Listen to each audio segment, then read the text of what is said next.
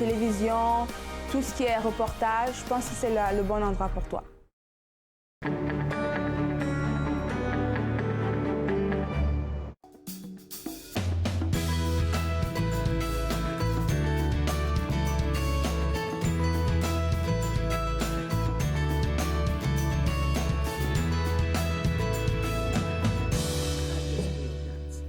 Bonjour et bienvenue à Entre nous, exclusivement sur les ondes de TV Rogers. Je suis Claude-Andréa Bonnier. Je me ferai un réel plaisir de passer la prochaine heure avec vous. Aujourd'hui à l'émission, on va parler d'intimidation, mais plus précisément de cyber-intimidation avec Jean-François Soriol qui est avec nous. Et tout de suite, pour commencer, je suis très curieuse aujourd'hui. Là, on va parler de danse contemporaine. Puis c'est quelque chose que je voyais faire à la télé quand j'étais beaucoup plus jeune. Puis j'étais comme, wow, c'est beau, je pourrais jamais faire ça. Mais c'est quelque chose qui est accessible à tout le monde et j'ai l'impression qu'on ne le sait pas. Vous venez de School of Dance ici, et puis vous êtes la directrice du programme, je pense, de danse contemporaine. C'est bien ça? Oui, oui, c'est bien puis ça. On en discutait tantôt, là, et puis vous avez fait ça aussi quelque chose qui m'a fait comme, OK, wow. La plupart de vos étudiants, là, ils viennent de l'extérieur, ils ne sont pas de la région d'ici. Non, c'est ça. En général, j'ai plusieurs étudiants qui viennent de l'extérieur, d'Ottawa, donc de Montréal, de la Saskatchewan, du Nouveau-Brunswick. Pas tant d'étudiants d'Ottawa, mais on est un collège privé d'enseignement professionnel qui offre un diplôme. Donc, les étudiants étudient avec nous pendant 3 ans. Ouais. Puis, ils ont un diplôme à la fin. C'est un programme collégial. Ils dansent toute la journée, de 9h à 4h. Donc c'est vraiment... Puis, le but du programme, c'est vraiment de former des danseurs professionnels qui... Finalement, à la suite, ils peuvent travailler un peu partout au Canada. Les gradués, en ce moment, travaillent un peu partout au Canada. Comme il y en a à Montréal, à Toronto, à Vancouver. Il y en a en Europe en ce moment. Donc, qui vont dans des troupes de danse, des affaires de même. Oui. Donc, disons qu'en ce moment, j'ai le plaisir, moi, de voir mes gradués sur les scènes du Centre national des arts ou ailleurs, exactement. C'est le plus beau cadeau, moi, je pense, là. Puis qu'est-ce que ça prend pour faire de la danse contemporaine? Qu'est-ce que ça devrait prendre? Ben, ça prend différentes choses. Évidemment, la première chose auquel les gens pensent, c'est la technique. Donc, il faut être un bon technicien danseur.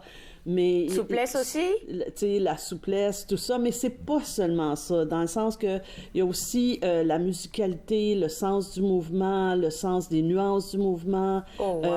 Tout le côté de sensibilité émotionnelle par rapport à leur performance.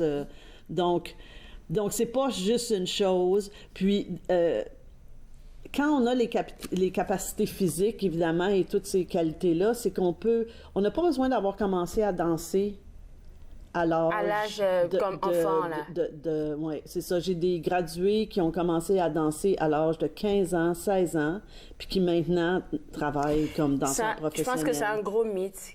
Ça aussi, je pense. Parce que quand on voit la danse contemporaine, c'est vraiment des gens qui sont... ils s'approprient, en fait, qu'est-ce qu'ils sont en train de faire. Et dans les films, dans des documentaires, la plupart du temps, on voit que c'est des gens qui se disent « Oh oui, j'ai commencé à danser depuis le bas âge. » Fait que tu te dis « OK, si moi, j'ai pas commencé à 5 ans, 6 ans, 8 ans par là, je peux pas arriver à faire ça. Toi, Frédéric, t'as commencé... Moi, j'ai commencé jeune, mais écoutez, il y a plein de monde qui ont commencé à 18 ans puis ils ont des belles carrières, là, fait que je pense pas, comme vous dites, c'est un mythe. C'est un gros mythe qu'il va falloir démystifier. Oui, effectivement. Puis Frédéric t'accompagne aujourd'hui parce qu'en fait, elle va graduer cette année, c'est ça, en 2020? Oui, exactement. Je suis en 3e année cette année. Qu'est-ce qui t'a apporté vers ici, là, à l'école de School of Dance, au collège? Ben c'est ça, tu sais, moi, dans le fond, je viens de la Rive-Sud, puis j'avais vu le programme sur Internet, puis ça m'a vraiment motivée, dans le fond, parce que le programme aussi est un peu, c'est bilingue. Donc, moi, je voulais pousser mon anglais aussi, puis dans le fond, le programme, c'est comme Sylvie vient d'expliquer, c'est que c'est beaucoup axé sur la pratique. Donc, tu peux pas retrouver ça partout. Tu sais, à Montréal, il y a beaucoup d'universités, mais c'est plus axé sur le côté théorique, vu que c'est dans les universités. Donc, moi, je voulais vraiment pousser ma technique pour... dans le fond, être une bonne technicienne. Donc, jusqu'à date, là, tu vas graduer cette année-là. Oui, c'est ça. Tu penses que tu as toutes les aptitudes, tu as toutes les capacités, les qualités que tu venais chercher à The School of Dance? Oui, exactement. C'est ça. Parce que dans le fond, c'est ça, on a beaucoup axé sur la pratique. Donc, oui. Quand on parle de pratique, là, c'est vraiment comme Sylvie l'a mentionné, là, vous êtes là de 9 à 4 seulement en classe de danse, là? Oui, c'est ça. Ben, le matin, c'est plus des cours techniques. Donc, on a du ballet, on a du yoga, on a du pilates, on a des cours de technique aussi. De danse contemporaine avec Sylvie, c'est ça. Puis l'après-midi, c'est plus composition, création. Il y a beaucoup d'artistes. De vous-même? Oui, de nous-mêmes. Des fois, on enseigne, comme présentement, on est dans un processus où on crée sur les autres élèves. Puis aussi, on a beaucoup de chorégraphes invités qui viennent nous apprendre des pièces et tout ça. Ouais. Ça fait un très beau mélange parce que, comme Frédéric vient de le dire, là, il y a des spécialistes qui s'en viennent. Fait que je pense que c'est passé dès la première année ou c'est rendu à la 3e année qu'ils ont accès à côtoyer des spécialistes, des professionnels? Tout de suite en première année, ils côtoient des professionnels parce qu'on a, dans le fond, on a 4 spectacles par année. Puis chaque groupe d'étudiants travaillent avec au moins 3 artistes professionnels par session. C'est parfait. Ou font des fois des reprises, là, mais en général. Puis on a des artistes qui viennent d'un peu partout au Canada. Donc, même si on est à Ottawa, ça ne veut pas dire qu'on est isolé. D'accord. Je vous garde avec moi parce qu'on continue cette belle discussion après la pause. Vous regardez Entre nous, exclusivement sur les ondes de TV Rogers.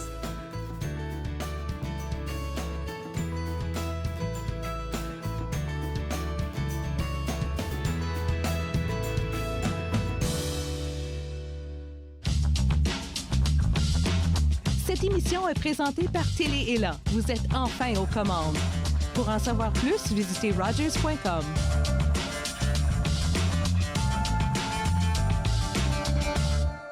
Donc, je m'appelle Mélanie Bégin et puis je fais un focus à TV Rogers. Mes tâches principales seraient régie de plateau, assistante à la réalisation et caméraman, ainsi que graphique.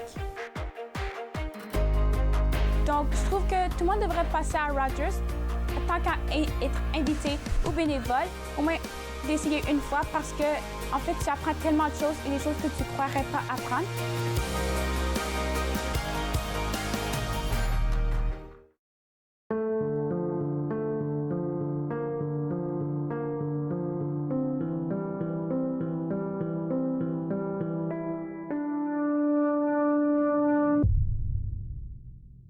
Du sang dans l'urine est le symptôme le plus commun du cancer de la vessie.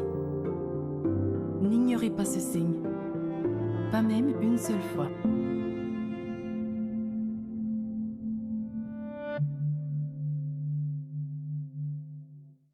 Regardez la prochaine émission de Lumière et d'être. Je rencontrerai Sacha Horvath, qui est thérapeute.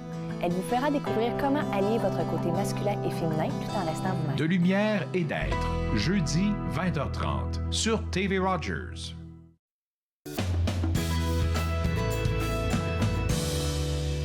De retour à Entre nous, exclusivement sur les ondes de TV Rogers. Je pense que je vais m'inscrire pour faire de la danse contemporaine très bientôt. Parce que Frédéric et Sylvie sont en train de me titiller un peu. Là, on peut le faire à n'importe quel âge. Puis il faut qu'on casse ce mythe, là, je me dis. Là. Ouais. Puis Frédéric me parlait un peu de qu'est-ce qu'elle faisait, qu'est-ce qu'elle avait vécu comme expérience. Et puis tu en parlais aussi juste avant la pause. C'est que les élèves, vos étudiants, ils sont jumelés avec des professionnels dès la première année. Oui. Pour faire de belles expériences ensemble. Parce qu'ils ont des processus de création fonctionnent en bloc. Donc, par exemple, je peux avoir un artiste invité qui vient de Montréal, puis il va travailler avec les étudiants entre 2 et 3 semaines. D'accord. À créer une nouvelle création avec eux. Quand on parle de création, c'est vraiment une chorégraphie qui peut durer entre 15-20 minutes. C'est pas des chorégraphies de 3 minutes là, qu'on voit plutôt dans les petites vidéos. Oui, c'est ça. Donc, c'est vraiment des chorégraphies de 15 à 20 minutes, oui. Puis, c'est ça, ils font 3 processus comme ça par session. OK.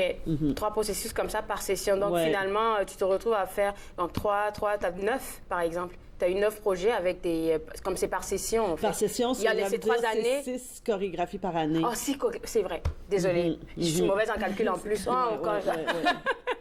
D'accord. Donc là, maintenant, pourquoi vous êtes sur le plateau aujourd'hui? C'est vraiment pour parler de quelque chose d'unique, en fait. Parce que je pense que c'est la première fois que ça arrive dans la région. C'est un beau programme, en fait, que vous allez offrir conjointement avec l'Université York. Déjà, comment c'est arrivé à vous, là, peut-être de penser? Ben, premièrement, il faut réaliser que dans la région ici, les universités n'ont pas de département de danse. Ils ont un département de théâtre, département de musique, art visuel, mais aucune de nos universités ont de département de danse, ni nos collèges. Donc, nous, on est le seul collège en danse dans la région. Donc, évidemment, j'ai été intéressée à donner plus, peut-être. Donner plus, parce que tu sais, après tout, la danse, c'est un monde, c'est pas juste une chose. Donc, dans le fond, ce qui est arrivé, c'est que la directrice du département de l'Université York est venue à un moment donné à notre programme pour nous évaluer, parce que nous, on est subventionné par le Conseil des arts de l'Ontario. D'accord. Puis on est évalué dans ce processus-là, donc elle est venue nous évaluer, puis dans le fond, elle a aimé ce qu'elle a vu. Puis on s'est mis à parler de la possibilité d'offrir des crédits universitaires pour ce qui est fait. Donc, ce qui arrive, c'est que l'étudiant qui fait 3 ans chez nous a accumulé 60 crédits universitaires vers le baccalauréat SR qui est offert à l'Université York. Qui, eux, ils ont combien de crédits? 120. Mais c'est la moitié carrément. Oui, donc les étudiants qui ont fait le programme chez nous, s'ils veulent aller terminer leur baccalauréat SR, ils rentrent directement en 3e année du baccalauréat. Mon Dieu, c'est un cadeau. C'est génial.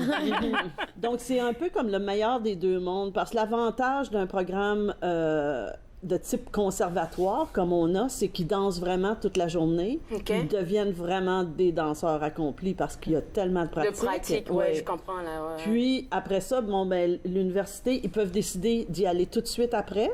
Ou ils pourraient, par exemple... prendre une année sabbatique. Ou danser professionnellement pendant 5-6 ans, puis après ça, dire, là, maintenant, je veux peut-être... un peu plus pour développer ma pratique de chorégraphe ou devenir curateur ou, C'est quoi un curateur? Un curateur, ça serait quelqu'un qui ferait la programmation de spectacles de danse. OK, d'accord. Parce qu'on oublie que la danse, c'est tout un monde. Comme par exemple, au Centre national des arts, la plupart des gens qui travaillent au département de danse, dont la curatrice, Cathy Lévy, c'est des anciens danseurs. Je comprends. C'est pas juste une chose comme la chose. Ouais, c'est vraiment... Évidemment, on commence notre vie comme danseur, interprète et tout ça. Ah, je comprends. Mais on peut s'étendre, en fait. Oui. C'est là où le côté académique peut devenir intéressant. Wow. Puis, mais en même temps que je suis en train de penser ça, c'est bien de dire que c'est pas juste un monde, parce que moi aussi, malheureusement, je le pensais. C'est juste comme tu fais de la danse, tu vas faire de la danse toute ta vie, mais on oublie qu'on peut élargir en fait nos horizons comme curateur. Je savais pas qu'est-ce que c'était, mais je savais que oui, il y a quelqu'un forcément comme un chorégraphe et tout qui doit organiser quand il y a un spectacle, mais un curateur, je savais pas exactement c'était quoi son rôle. Puis avec ça, je te le découvre. Maintenant, pour des étudiants qui graduent comme Frédéric, comme ça, ils ont leur diplôme, oui, ils ont leurs 60 crédits, comme on a dit, ils peuvent attendre tout de suite d'aller à l'université, ou bien ils peuvent encore prendre une année sabbatique, puisque ça a été fait très récemment. Est-ce que déjà c'est possible pour eux de... Oui, même que les gradués depuis 2016 peuvent avoir accès à c'est extraordinaire. Cette entente-là. Puis qu'est-ce que toi, ça te fait?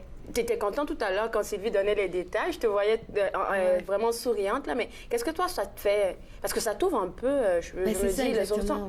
C'est que ça m'ouvre beaucoup plus de portes que je pensais, puis beaucoup plus qu'avant. Puisque c'est ça, maintenant, grâce à ce programme-là, je peux essayer d'aller dans le domaine professionnel direct après. Est-ce que c'est quelque chose Tu pensais à ça quand tu es arrivée à School of the Dance?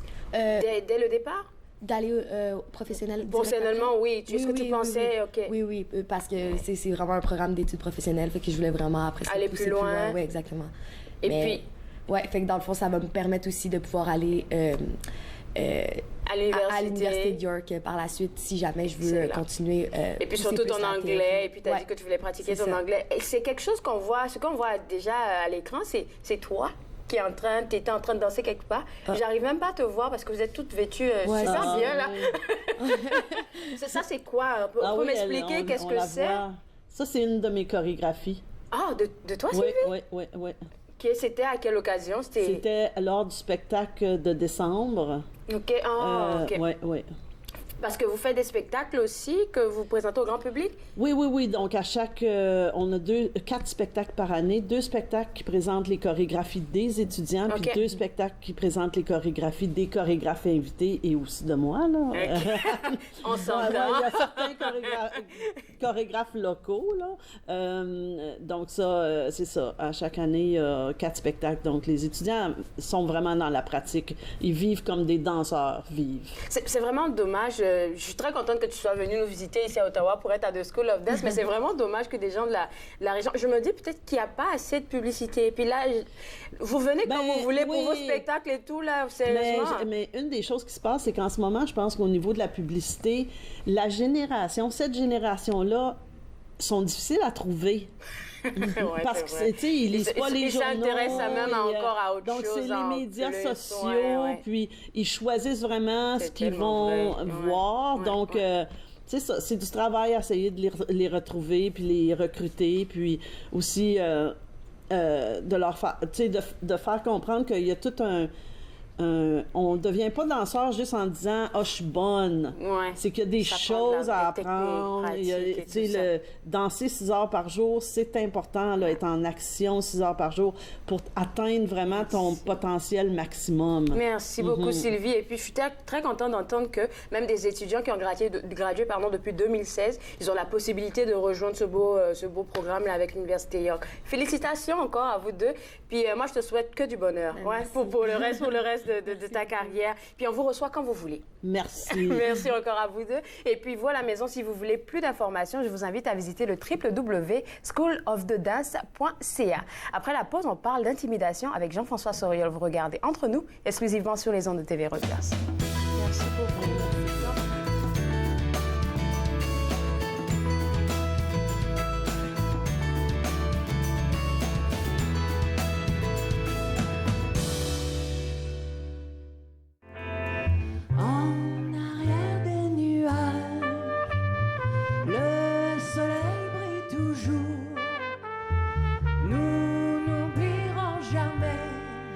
Qu'un soleil brille entre nous.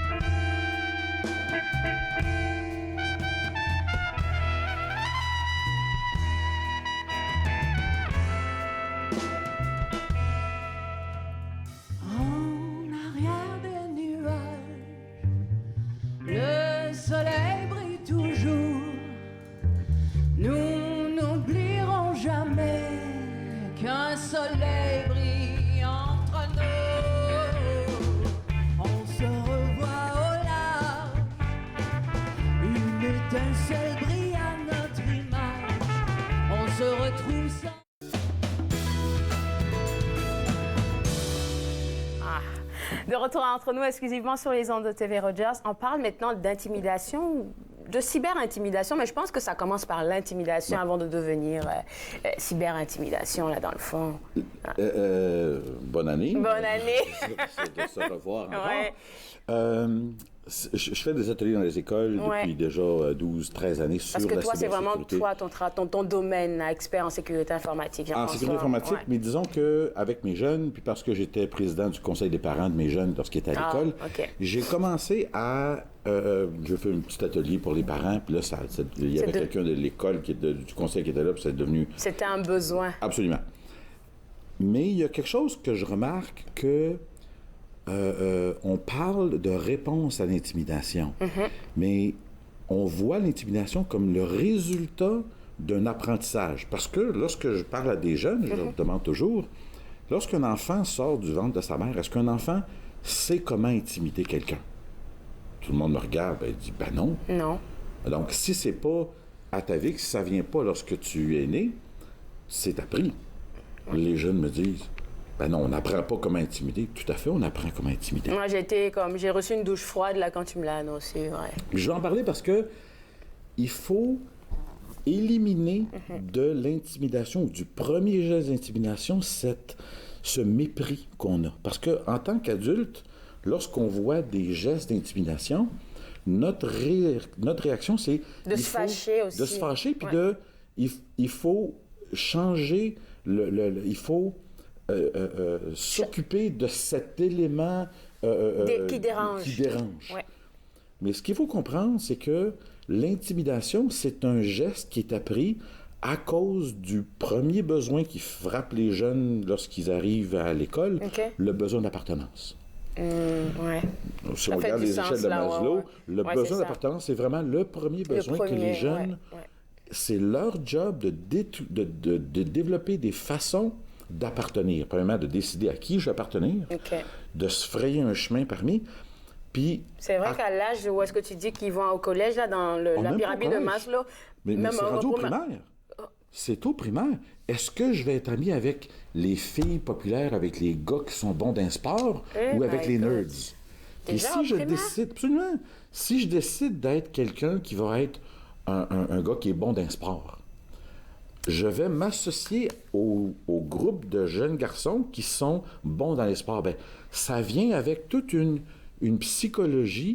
Les bons d'un sport, il faut qu'ils pointent du doigt les nerds qui sont pas bons d'un sport puis qui préfèrent regarder des émissions puis qui sont bons des ordinateurs. Donc, il y a comme toute une personnalité qu'ils doivent absorber ou qu'ils doivent accepter, et donc des façons de faire, des façons de penser. Puis tout ça, c'est à l'intérieur de leur développement de personnalité, puis ça commence dès le primaire. Puis comment que ça se passe? Tout apprentissage, c'est basé sur un réconfort ou un tourment. Si ça fait du bien, mon cerveau va créer des paquets de connexions pour me faire répéter ce geste-là ou un geste similaire. Si ça fait pas du bien, si ça fait mal, mon cerveau va s'arranger pour me faire comprendre qu'il faut éliminer les conséquences de ça. Puis c'est comme ça qu'on apprend. Tu as 2 ans, tu te promènes, tu arrives dans la cuisine, tu touches au four qui est chaud, tu apprends que c'est chaud, tu fais plus ça. Non. La première fois que tu veux de la crème glacée, là, tu aimes ça. Tu veux de la crème glacée, tu restes dans tes jours. Chocolat, crème glacée, là maintenant, c'est le café. Ça. Mais la façon que ça se passe à l'école, bon, tu commences, tu arrives à l'école, puis ça commence par une petite joke ou une petite affaire comique qui se passe. Puis quand les gens alentour de toi rient... Ça veut dire qu'ils te soutiennent, puis toi, et immédiatement dans ton cerveau, il y a de l'oxytocine, de la sérotonine qui sortent, tu te sens mieux. Les gens alentour se mettent à rire, tu te sens mieux. Puis quand c'est l'humour qui n'est pas au dépend de quelqu'un, c'est super. Puis mais l'humour qui est appris à nos jeunes, l'humour qu'on célèbre en tant que même adulte, c'est malheureusement beaucoup plus le sarcasme. Celui qu'on est en train de piquer. Celui qui est en dépend de quelqu'un. Puis ce qu'il y a de plate, c'est que beaucoup des émissions de télévision de nos jeunes, c'est ce qui est valorisé. Puis c'est valorisé, mais pas dans un environnement réel. Parce que dans l'environnement du programme d'émission, que ce soit des dessins animés ou une émission, les jeunes s'injurient l'un l'autre. Puis là, il y a le laugh track en arrière, les gens qui rient. Puis il n'y a pas de conséquences. Ils continuent à être amis, mais c'est pas ça la vraie vie.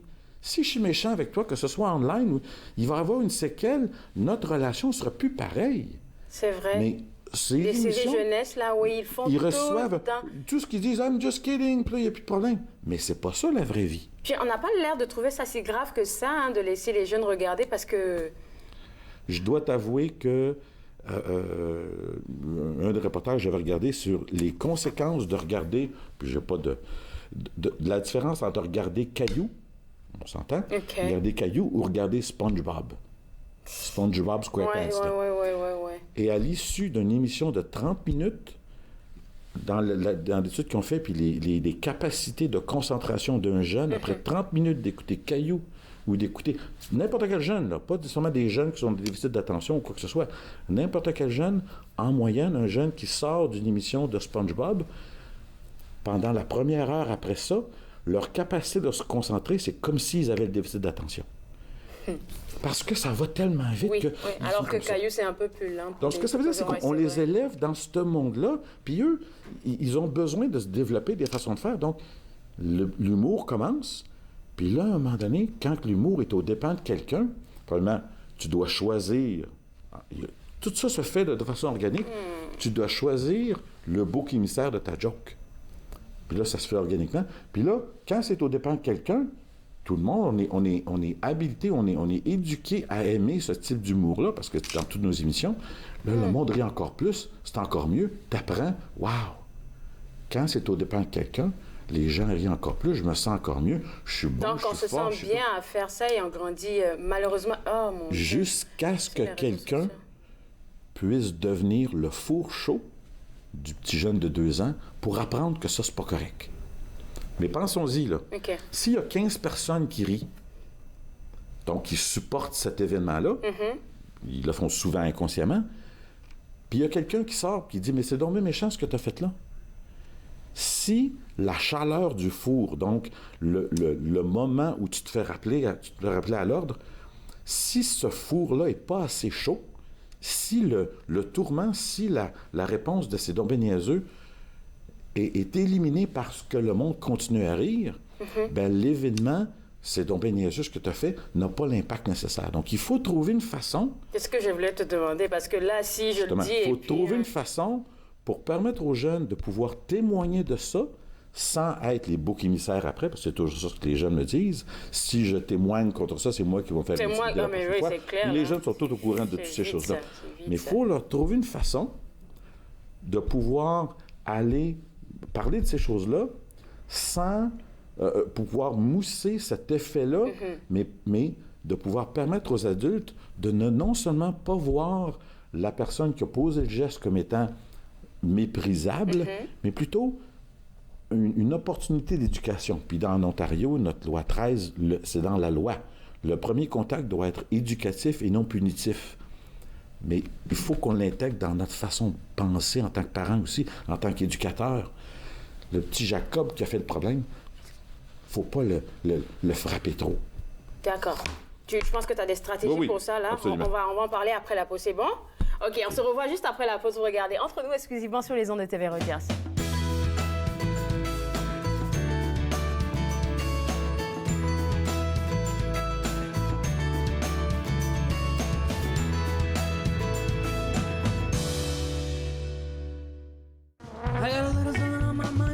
Je sais pas quoi faire. Ainsi que les choses vont round and round, comment le dire, de quelle manière? Rien à faire. Oh, oh, oh. Je coule langue sur un bout de papier, bouteille en verre, je t'as la main. Et un beau jour tu l'auras pêché, je pourrai plus jamais me taire, jamais me taire. Ah, oh, oh. Chaque jour je les mots de ma cervelle, bien encadré pour te capter. Couleur brillante ou aquarelle, image là pour dévoiler, tout dévoiler.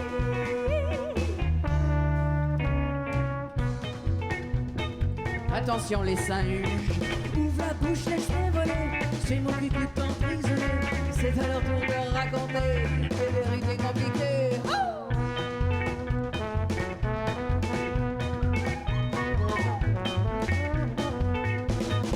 Comme deux enrodés dévergondés, pendant la sortir ma pensée. Je ferai taureau sans trop bouger pour que tu puisses tout rattraper, tout rattraper. Oh, oh, oh. Je me confesse aux papillons vers le Mexique, ils s'en iront. Vraiment vilé, envole-toi, je leur dirai c'est à cause de moi, c'est à cause de moi.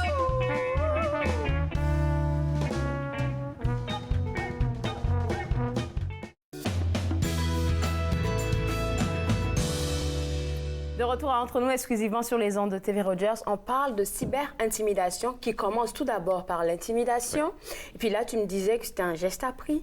Il fallait trouver une personne pour dire à cette personne qui intimide l'autre, là, que c'est pas bon comme geste à faire. Une personne ou un processus qui va faire en sorte que le message qu'ils vont recevoir lorsqu'ils ont posé un geste, que le message soit assez fort. J'utilise l'analogie d'un four chaud. Il faut que le message puisse entrer assez fort pour pouvoir faire changer cette fonctionnalité-là dans le cerveau qui dit « Quand je fais rire les autres aux dépens de quelqu'un, ça me fait du bien. » Il faut faire changer ça pour que...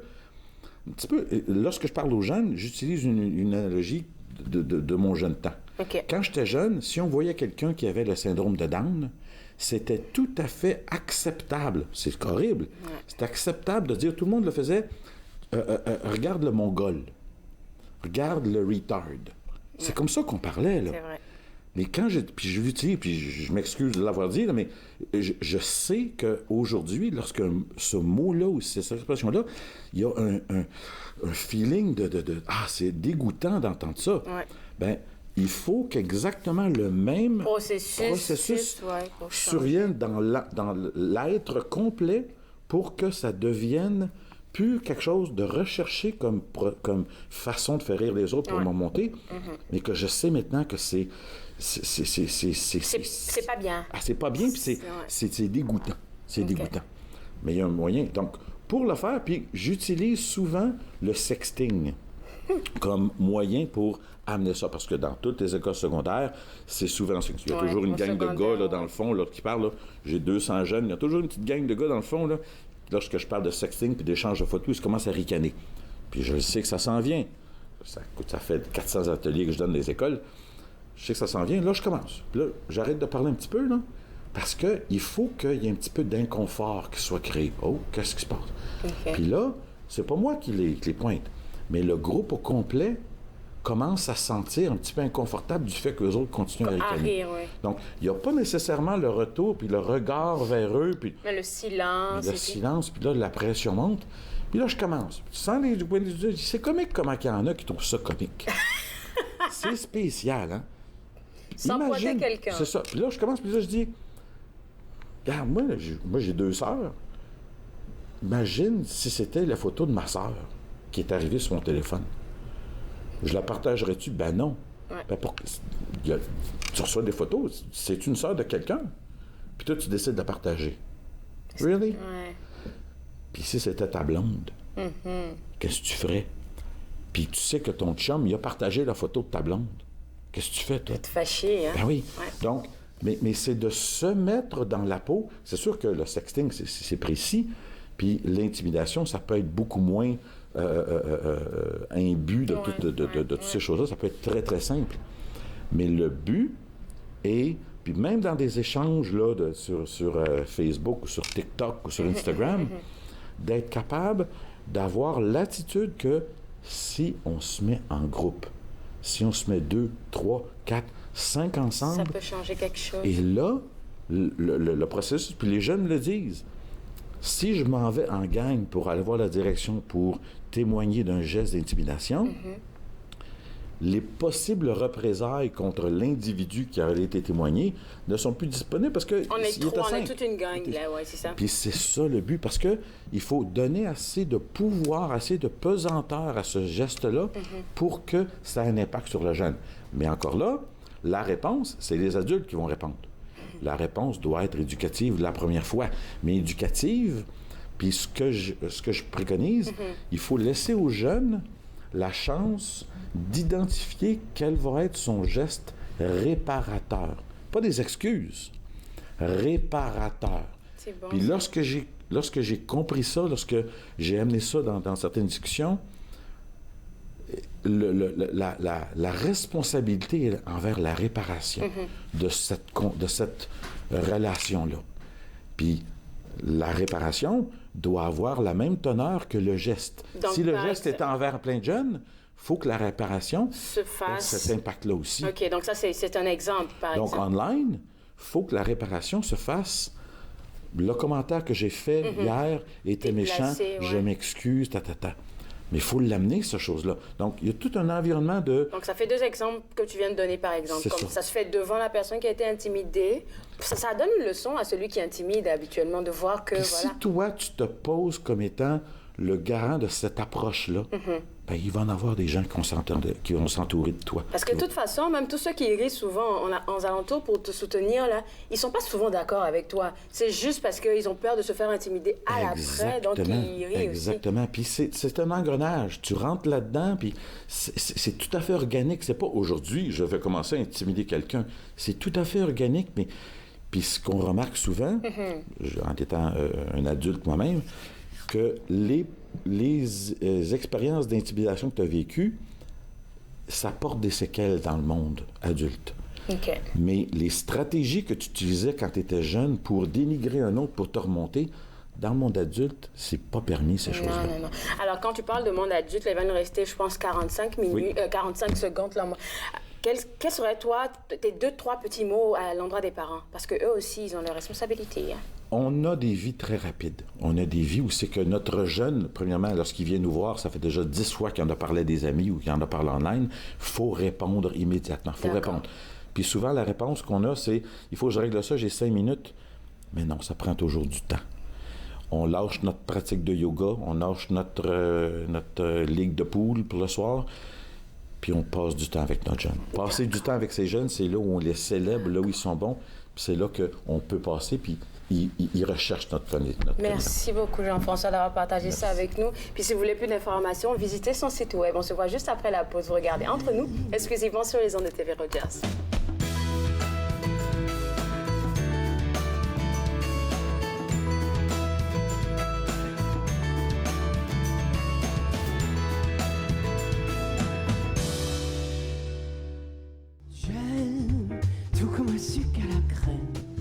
Sans ni peine et sans détour, ma langue te savoure.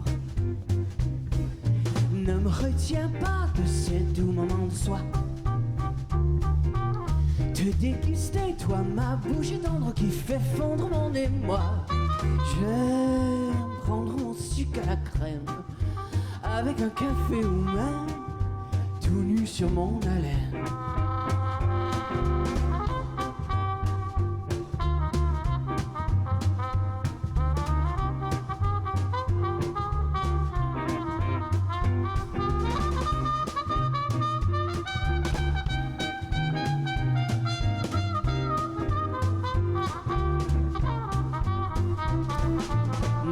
Tiens pas de ces doux moments de soie. Te déguster, toi, ma bouche est tendre qui fait fondre mon émoi. J'aime prendre mon sucre à la crème, avec un café ou même tout nu sur mon haleine. Préparer un plat rectangulaire de Pyrex en le graissant et le tapissant d'un papier parchemin. Dans un chaudron, mélanger la crème, le beurre, le sucre et chauffer jusqu'à ce que ça bouillisse. Baissez le feu à moyen, 6 minutes exactement.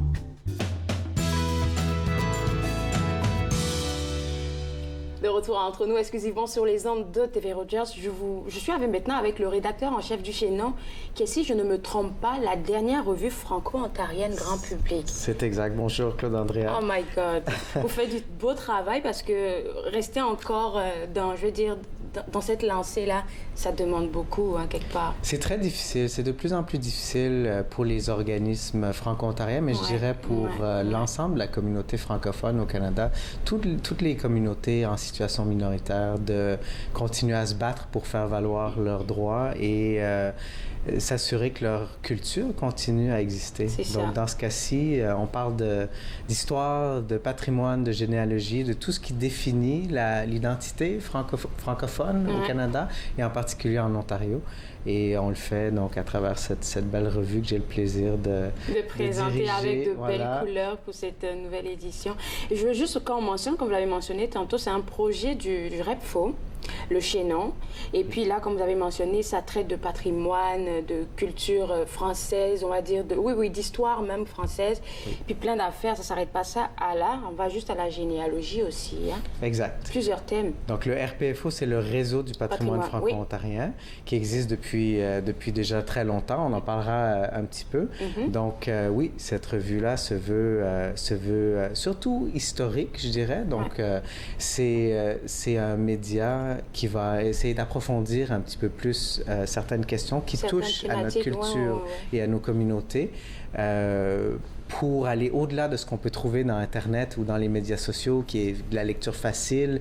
Donc, on approfondit. Avec des histoires concrètes souvent, hein, des histoires vraies. Toujours avec des liens concrets.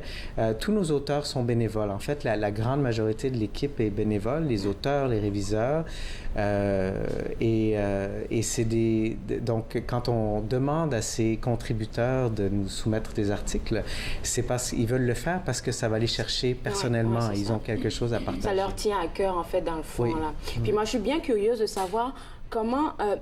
on a parlé de la difficulté pour les organismes francophones et tout. Comment vous arrivez à tenir, là? Parce que ça va faire plus de 30 ans, hein? Oui. Exact. Comment vous faites? C'est difficile. Je dois l'avouer que c'est difficile, mais on garde l'espoir. On continue à aller de l'avant. Écoutez, la publication d'une revue comme celle-là, 3 fois par année, qui contient quand même 68 pages à chaque numéro et qui est imprimée de façon professionnelle sur un beau papier. Oui, très beau papier. Et donc, le côté impression, le côté envoi par la poste, c'est les coûts qui sont très élevés. Ouais. Donc, les subventions ne sont pas suffisantes pour ça. Déjà, les gouvernements ont peu d'argent à donner pour les organismes comme le nôtre et pour les publications de ce genre-là. Donc, il faut faire preuve de beaucoup d'ingéniosité pour essayer de continuer à maintenir ces revues-là. Et puis, vous avez parlé de 68 pages. Vous avez parlé de collaborateurs qui sont pratiquement plus de la moitié, je vais dire, des bénévoles. Tous entièrement bénévoles. OK. Ouais. Là encore, ça vient me chercher parce que c'est des gens qui veulent toujours donner, en fait. Oui. Puis ça montre un peu la force de la francophonie quelque part. Hein? Oui. Ben, l'organisme, le RPFO, continue aussi à réfléchir à des façons de faire, surtout avec un conseil d'administration, encore une fois, bénévole, pour s'assurer qu'on puisse publier la revue malgré une baisse de lecture de façon générale dans la société. On remarque que plus on avance, moins les gens ont tendance à lire et à s'abonner et à acheter des livres. Peut-être même, c'est juste rapidement sur comme la version électronique. Là. Désolée si vous entendez du bruit, on est en pleine reconstruction. Fait que, donc là, comme j'ai mentionné tantôt, il y a la possibilité aussi de s'abonner comme par les sites web, Internet et tout, mais c'est préférable d'avoir la version papier. La version papier, elle n'est pas très chère. Elle coûte c'est $40 pour 1 an ou $75 pour 2 ans. Mais il y a une version électronique aussi qui est à, je crois que c'est $25 la version électronique. Donc, c'est l'équivalent de ce document-là. C'est pas une version PDF, c'est une version tourne-page. Donc, on peut consulter dans un site web. Mais c'est exactement le même contenu. Donc, quand on parle de 20 ou $25 pour lire une revue qui a pris des mois à préparer et qui va prendre des heures et des heures à lire, je crois que ça vaut la peine. Parce que quand on parle de 3 publications dans le mois, donc c'est ça, 3 publications dans le mois, ça vous prend du temps pour écrire quelque chose comme ça, pour construire quelque chose comme ça. Et puis, est-ce que vous avez des auteurs récurrents, des personnes à qui vous pouvez vous fier comme... Il y en a quelques-uns. Donc, j'ai la chance de pouvoir travailler avec des collaborateurs qui reviennent régulièrement. Entre autres, Michel Prévost, qui est l'ancien archiviste en chef de l'Université d'Ottawa, président de la Société d'histoire de l'Outaouais, un grand connaisseur des questions d'histoire et de patrimoine dans la grande région d'Ottawa, Gatineau et de l'Est ontarien. Je peux compter aussi sur des gens comme Jean-Yves Pelletier, qui est un ancien cofondateur et ancien vice-président de l'organisme. Et on a aussi des comptes rendus de livres, des recensions de livres qui apparaissent dans la revue à tous les numéros et qui nous sont offertes par Paul-François Sylvestre, un auteur connu de Toronto, qui a d'ailleurs écrit un article dont je vous parlerai dans ce numéro-ci. D'accord. Et puis là, pour vos collaborations avec ces auteurs-là qui se dévouent à la bonne cause, comment vous arrivez à les rejoindre, par exemple? Pour ce chaînon-là qui a pour thème la résistance, en gros, est-ce que vous avez lancé comme un appel ou des gens avaient déposé des affaires d'eux-mêmes parce qu'ils savent que le 1er décembre s'en vient? Comment ça s'est passé? Bien, alors, pourquoi le thème de la résistance et du militantisme? La résistance, c'est un mot qui est sur toutes les lèvres en Ontario depuis presque un an. Là, vous avez parlé du 1er décembre. Puis nous, on ne parle pas de se battre comme de exact. C'est pas la résistance avec un grand R là, qui fait penser à ce qui s'est passé en Europe après la Deuxième Guerre mondiale. On ne combat pas un envahisseur de ce genre-là. Mais ça a été un mouvement vraiment spontané, un réflexe spontané qui est apparu dans la communauté franco-ontarienne et aussi chez les jeunes, ce qui est absolument exceptionnel. Il y a 1 an, en réaction aux annonces du gouvernement provincial de vouloir abolir le commissariat au service en français et abandonner le projet de l'Université de l'Ontario français. Alors, c'est un peu la goutte qui a fait déborder le vase. En fait, les 2 gouttes et la communauté a voulu manifester, voilà, a voulu vraiment exprimer son mécontentement. Donc, il y a eu l'immense manifestation du 1er décembre 2018. Dans les mois qui ont suivi les manifestations, en fait, les actions ont continué. En février, à l'occasion du mois du patrimoine en Ontario français, le RPFO, notre organisme, a organisé un symposium, une occasion de réflexion sur le militantisme. Donc, on a invité des gens qui nous ont expliqué ce qu'on fait au fil des ans pour résister. Et à travers tout ça, toutes ces occasions-là, on s'est dit, il faut explorer davantage, il faut donner plus il faut se donner plus le temps de réfléchir à la question. Et donc, dès l'hiver dernier, dès l'hiver et le printemps, moi, j'ai écrit à des collaborateurs en leur demandant, est-ce que vous voudriez mettre vos idées par écrit? Est-ce que vous pourriez nous parler de ça? Donc, j'ai lancé une invitation quand même très générale. J'ai dit, dites-moi, pour vous, qu'est-ce que ça signifie, la résistance et le militantisme? C'était un peu général, c'était assez vague, justement pour donner la chance aux gens de répondre comme ils le voulaient. Dans toutes les sphères, parce que c'est dans différentes sphères qu'on parle. Oui. Quand on parle de résistance ou de militantisme, oui, c'est de la francophonie, mais à différents angles. Exact. Donc, si vous voulez, je vais vous montrer un peu les réponses, la variété des réponses que j'ai reçues. Alors, par exemple, il y a une auteure du nom de Christine Landry Matamoros, qui a répondu « Pour moi, la résistance, ça me fait penser au mouvement Moi aussi ». Donc, quelque chose de très moderne, mais en réfléchissant à ses propres recherches généalogiques et historiques sur sa famille, elle est remontée à une religieuse du 17e siècle, quelqu'un qu'elle a dans son arbre généalogique, donc une tante, en fait, une sœur de ses ancêtres, qui a succédé à Marguerite Bourgeois comme religieuse en chef de la congrégation de Notre-Dame à Montréal. Et elle a décidé, elle a refusé d'être encabanée, c'est le titre de l'article, et elle a donc tenu tête à l'évêque qui voulait, par tous les moyens, empêcher les religieuses de sortir. Et il voulait les garder cloîtrées. Donc, elle nous explique et ça, c'était au 17e siècle. Et elle a résisté aussi, elle a été victime d'agression, elle a résisté à ça. Donc, on parle de résilience et de résistance du point de vue historique, généalogique et génétique même, parce que cet auteur nous dit que c'est dans ses gènes et c'est dans les gènes des Franco-Ontariens de vouloir faire la résistance. N'eût été votre question, là, elle n'aurait pas cherché si loin, dans le fond, pour reconnaître exactement, de comprendre exactement qu'est-ce que c'est pour elle la résistance, parce que chacun a son point de vue sur ça. Oui. Wow. Un autre article, celui de Brigitte Murray, qui est membre du conseil d'administration de notre organisme. Elle, il y a un an, il y a eu les tornades dans la région d'Ottawa et de Gatineau qui ont amené beaucoup de destruction.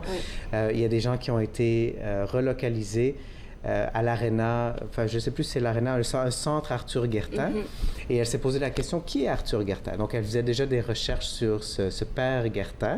Et elle a découvert, à travers ses recherches, qu'il a été un curé important pour ses paroisses, les paroisses où il a été, mais aussi qu'il a joué un rôle dans le mouvement de résistance contre le règlement 17.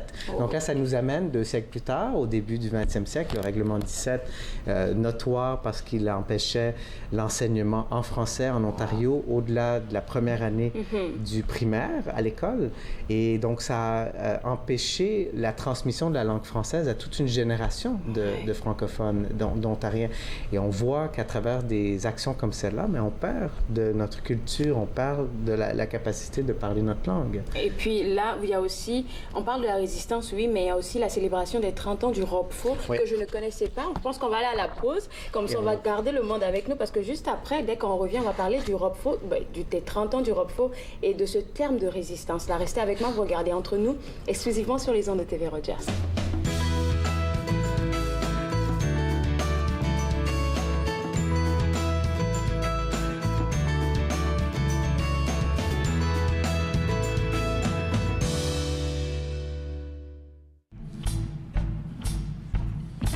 Assez pour l'amour qu'on a trouvé et tous les petits baisers. Cette grande complicité quand tu me demandes de danser. C'est pour l'énergie que tu me donnes et tous les beaux moments qu'on façonne. Je les laisse m'emporter, me guider vers toi sans hésiter.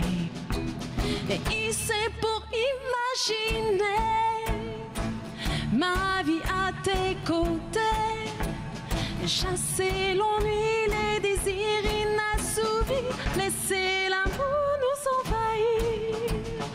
Paparapapam, paparapam, parapapam.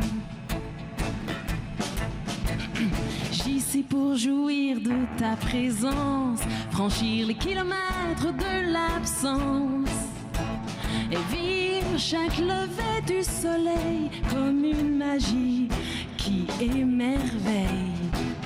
Et c'est pour apprendre à naviguer tout ce qu'on peut se dire pour s'offenser. Mais on trouvera bien la patience quand on y croit, cette romance.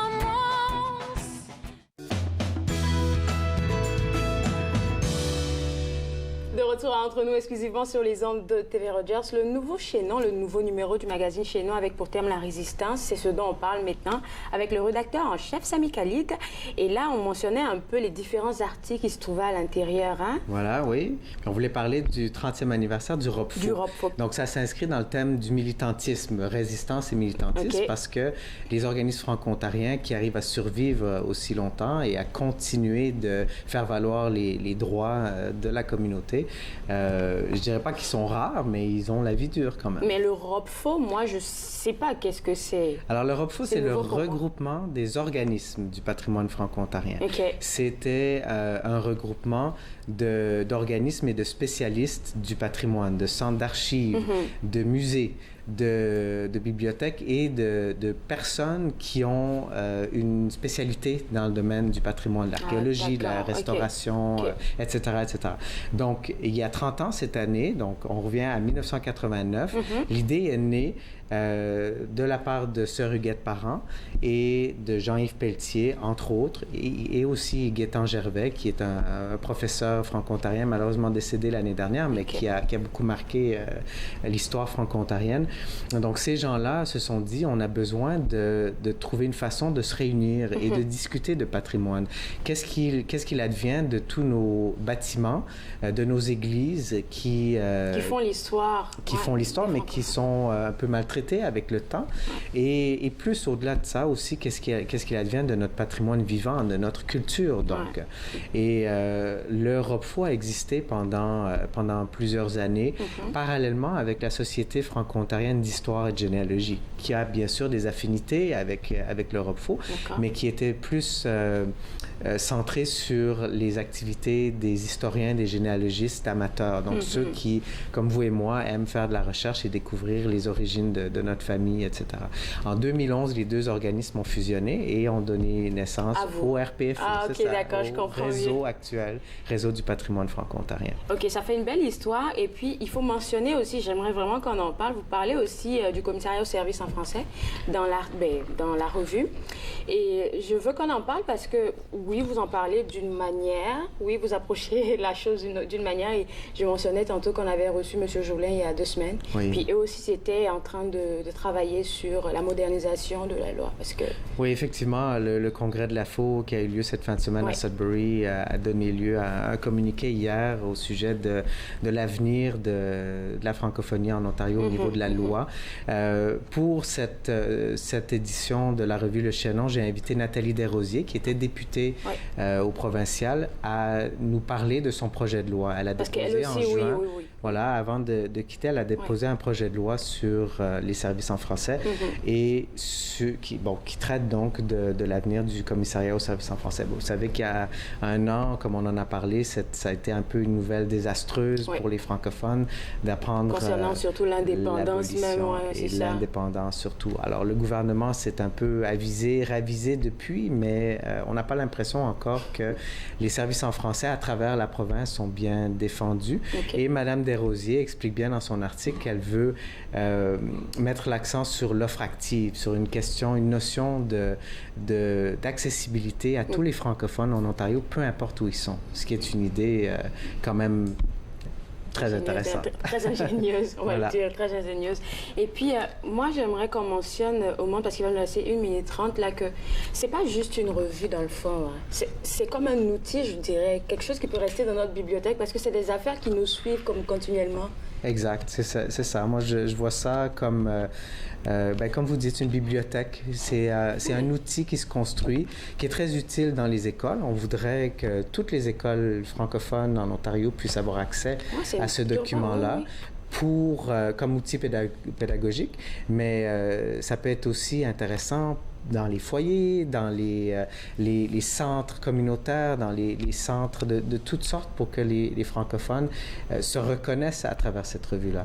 Donc moi, j'invite toute la communauté à chercher le chaînon, à demander qu'il soit disponible dans les bibliothèques ou à s'abonner, en fait, eux-mêmes, parce que c'est de cette façon-là qu'on affirme vraiment notre identité et qu'on exerce notre volonté de revendiquer.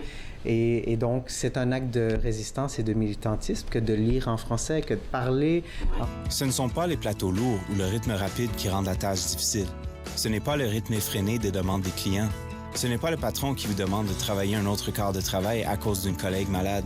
Ce qui est difficile, c'est quand vous réalisez qu'un client a atteint sa limite d'alcool et que vous devez prendre la décision de refuser de le servir. Refuser de servir de l'alcool, ce n'est pas personnel, c'est la loi. Merci aux serveuses et aux serveurs de l'Ontario qui s'acquittent de leurs tâches difficiles. Nous savons que ce n'est pas facile, mais nous comptons sur vous pour assurer notre sécurité.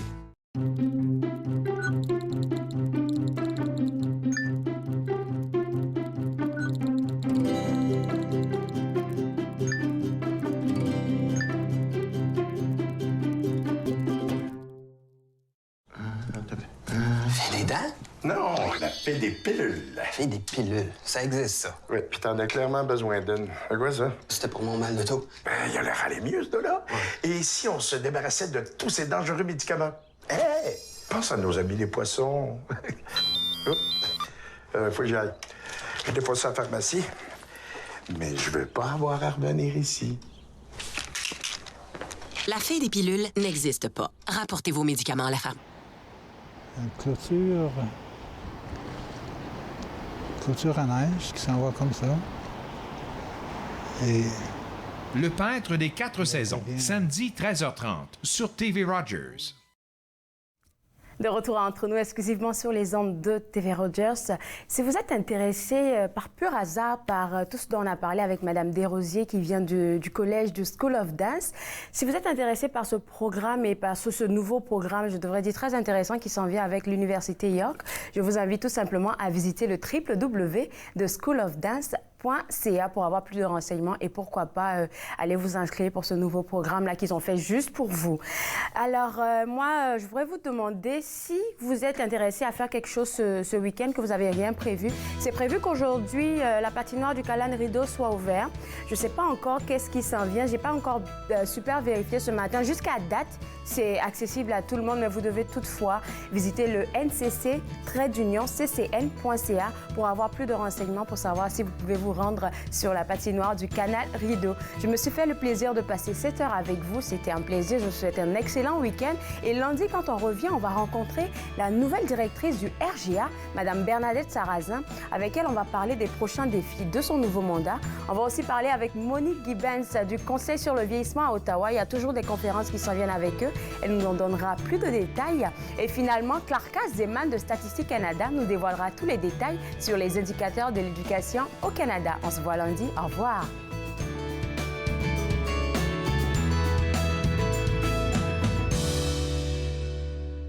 Faites-nous part de vos commentaires en composant le 613-521-2323 par courriel sur Facebook et Twitter.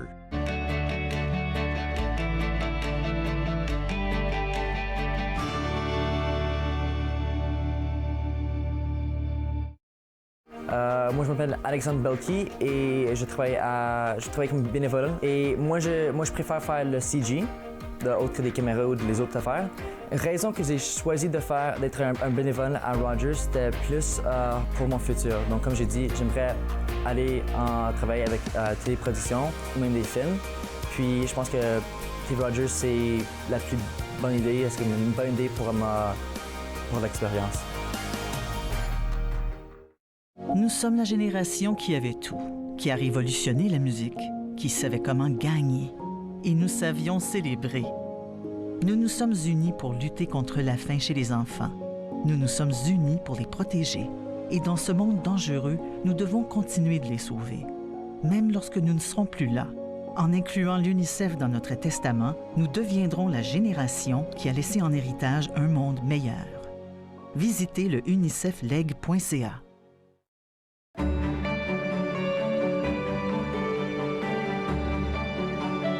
Vous regardez TV Rogers, Ottawa.